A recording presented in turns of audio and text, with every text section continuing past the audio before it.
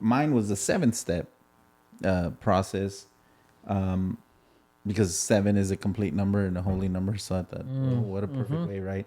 But how to let go of intrusive thoughts? First of all, is recognize the thought.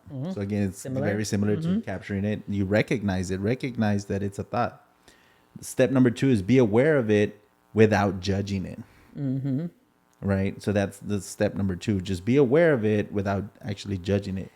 And I want to say something about that. And what that means, like, as you're saying that is, I think when somebody has a thought, then they start judging themselves like, oh my God, there's something wrong with me. Or, oh my God, why am I having these thoughts or whatever the case may be? Like, no, don't. It's normal. It's coming from somewhere. You can do something about it. Right. And that's why it says, be aware of it, but without judging it. Yeah. Right? Don't jump into it right away. And then number 3, I like it because it kind of overlaps with number 2, is don't fight with the thought. This will make it stronger. Because then you become, again, you alluded to that scripture, spiritual warfare, right?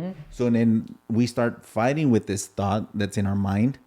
And before you know it, we're making it stronger. We're giving it power because now you're really fighting with it and you're making it more real than what it is, when it in reality is just a thought. And it's remind yourself that the thought is nothing more than a thought.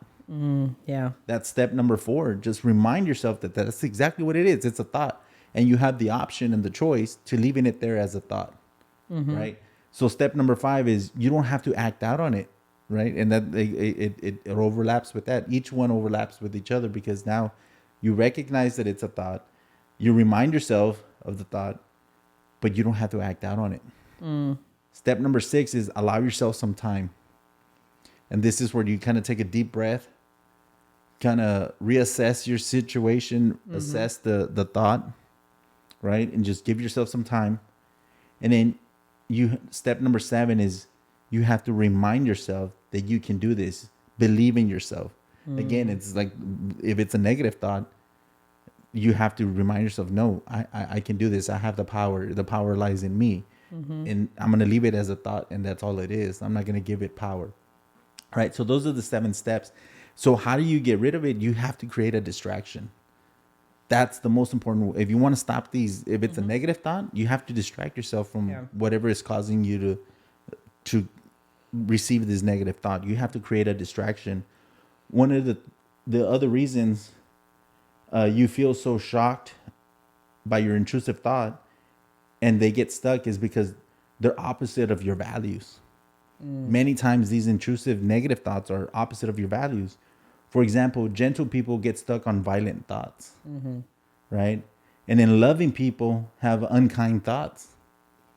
I mean, that I feel like I'm a loving person, but how many times do I feel like, and I end up acting out and I regret saying those things, right?